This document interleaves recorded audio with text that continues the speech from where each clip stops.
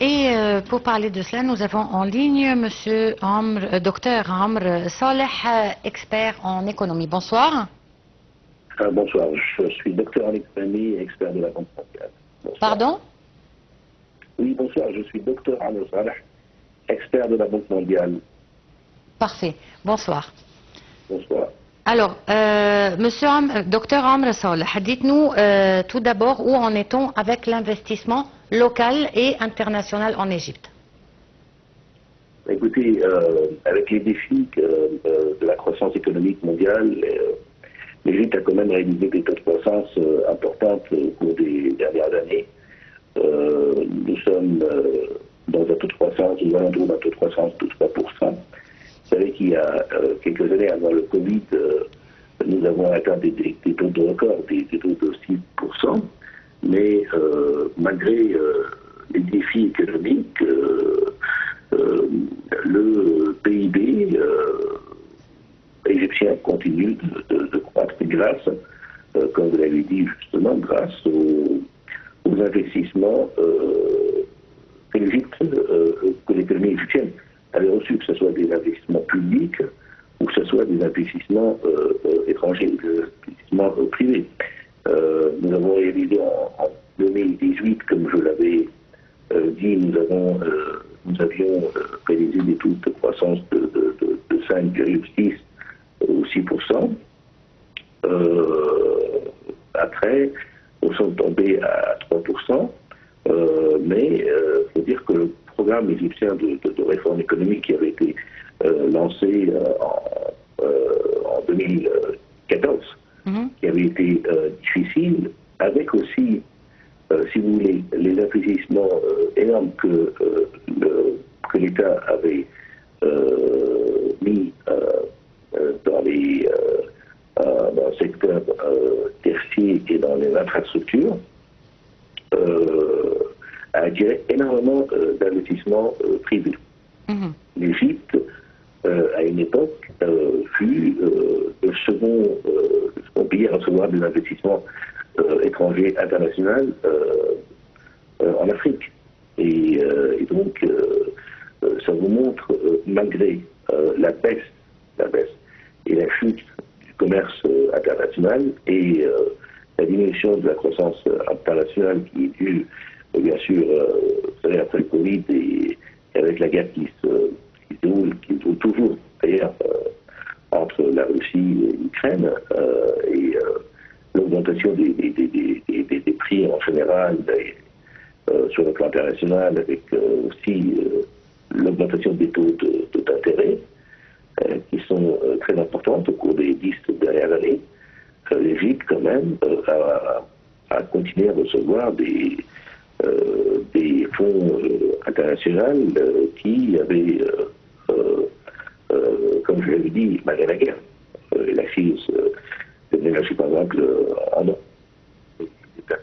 des chaînes d'approvisionnement mondial, et avec aussi la hausse des prix, nous avons continué, avec aussi l'inflation galopante dans le monde, nous avons continué à recevoir des fonds d'investissement importants, que ce soit, donc, par exemple, je cite des exemples, la région du canal de Suez, la région économique du canal de Suez, ou dans le secteur de l'énergie et le secteur de l'industrie, par exemple.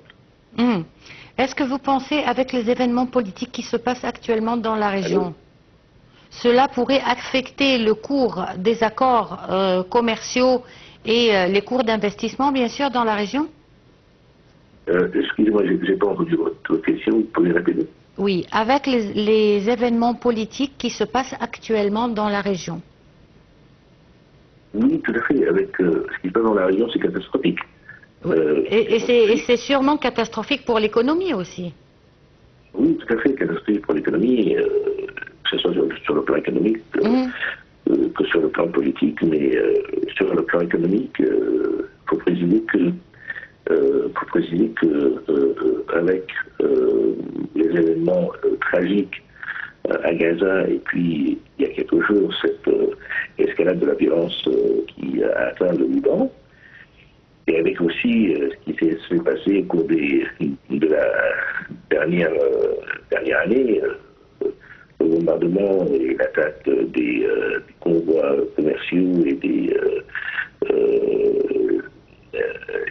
navires de marchandises dans le canal du Suez, catastrophique. Là. Nous avons perdu à peu près 60%.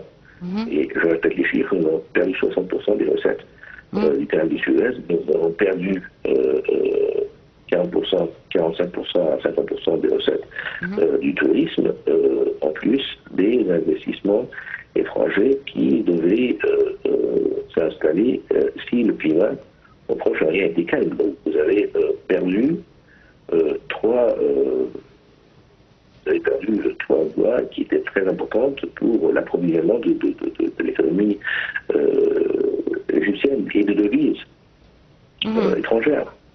C'est vrai que vous avez le pétrole, vous avez les gaz, mais l'Égypte avait mis un plan sur lequel ne dépendra pas de l'exploitation de l'énergie, mais de l'investissement privé étranger. Et donc, avec ce qui se passe au Proche-Orient, il est évident, avec tous les chiffres et les nombres que j'avais mentionnés, il est important de savoir que ça devient catastrophique pour tous les pays de la région, y compris l'Égypte. Un pays de 110, 115 millions d'habitants, un pays qui croît avec un taux de croissance démographique importante. Vous avez besoin de 1 million d'emplois chaque année. Vous avez besoin d'un taux de création d'emplois énorme. Ce qui est vraiment difficile et catastrophique sur le plan économique et aussi politique avec ce qui se passe dans la région. C'est catastrophique, Ben, du moment que c'est catastrophique pour le monde entier, y compris Israël, ça affecte l'économie partout, ça affecte l'investissement partout. Est-ce que vous pensez que cette guerre va s'arrêter ou bien elle va davantage s'amplifier en dépit de tous les intérêts économiques et d'investissement? C'est une question qui est très difficile à répondre. Cette guerre va continuer. Oui, elle va continuer car l'intérêt de cette guerre pour les Israéliens, c'est de changer la carte politique au Proche-Orient, quels que soient les dégâts économiques. Vous savez que l'Israël dépend des États-Unis et que les États-Unis versent des milliards de dollars à Israël comme ils avaient versé des milliards de dollars à l'Ukraine. Donc, tant qu'il y a un bailleur de fonds, tant que les États-Unis soutiennent Israël de point de vue militaire et économique, oui, cette guerre continuera. Vous avez vu l'acheminement d'armes, et d'ailleurs les protestations sur le plan international contre l'approvisionnement d'armes à Israël pour lui permettre de continuer cette guerre. Donc, oui, pour répondre à votre question, oui, cette guerre continuera tant que il existe un soutien américain. Reste à savoir si, avec les élections américaines, est-ce que ça continuera ou ça s'arrêtera. Mais moi, je pourrais vous dire que malheureusement, il n'y a pas de relation actuelle entre le côté économique et la continuation de la guerre, ce qui n'est pas logique, ce qui n'a jamais été le cas. Et ça, c'est grâce au front américain à Israël. Bon, et pourquoi, expliquez-nous, bon, c'est une question naïve, mais on voudrait quand même savoir pourquoi les États-Unis soutiennent d'une manière aveuglée, si je peux dire, Israël. Écoutez, non, c'est pas une question naïve, mais c'est une question qui va au-delà qui va au-delà du politique et de l'économie. C'est tout simplement le lobby israélien et le lobby juif est très influent aux États-Unis et fait partie du climat politique américain. Par exemple, le ministère des Affaires étrangères aux États-Unis États-Unis est contrôlé par le lobby israélien et juif. Et donc, cette relation est une relation ancienne. Netanyahou, je crois qu'il est né aux États-Unis, il me semble.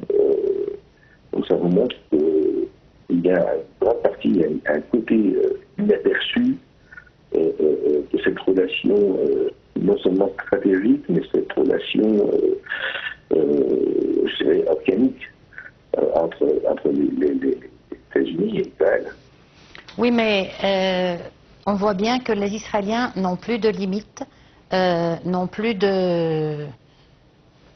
froid aux yeux, si je peux dire, de tuer des civils, des enfants, des femmes, des vieillards, de détruire des hôpitaux, de détruire des écoles, de détruire des maternelles, des crèches. Je veux dire, où est la communauté internationale de tout cela? Ces questions qui lourdes à poser, et je crois que ça dépasse en fait toutes les normes. Ça dépasse toutes les normes humaines, toutes les normes éthiques, toutes les normes même théologiques, toutes les normes qu'on a connues. Mais comme je vous dis, tant que les États-Unis et l'Europe, je dirais, sont en faveur. Et là, c'est encore une question. Pourquoi c'est une autre question, mais restons là pour le moment, tant que les États-Unis et l'Europe restent passives dans ce conflit. D'ailleurs, vous avez vu lors du vote dans les Nations Unies sur la question sur la participation de la Palestine en tant que membre à l'organisation internationale, vous avez vu des pays européens qui avaient refusé, comme malheureusement, et à ma forte stupéfaction, comme la République tchèque, par exemple, ou la Hongrie. Et donc, avec l'abstention de beaucoup de pays européens. Et donc, quand vous permettez à Israël d'avoir un siège aux Nations Unies et que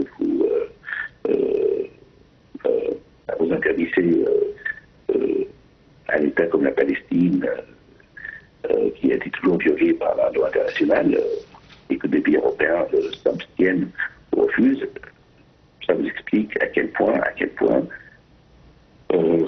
écoutez, je ne sais pas si c'est une haine historique, c'est une haine religieuse, culturelle, politique. Écoutez, vous pouvez l'appeler comme vous voulez, mais pour revenir à votre question, tant qu'il existe ce soutien pour l'État d'Israël, tant que la guerre, malheureusement, continuera. Monsieur Dr Amr Saleh, je vous remercie beaucoup pour cette intervention. Vous êtes expert en économie et expert pour la Banque mondiale. Je vous remercie énormément. Une petite pause et on se retrouve tout de suite après.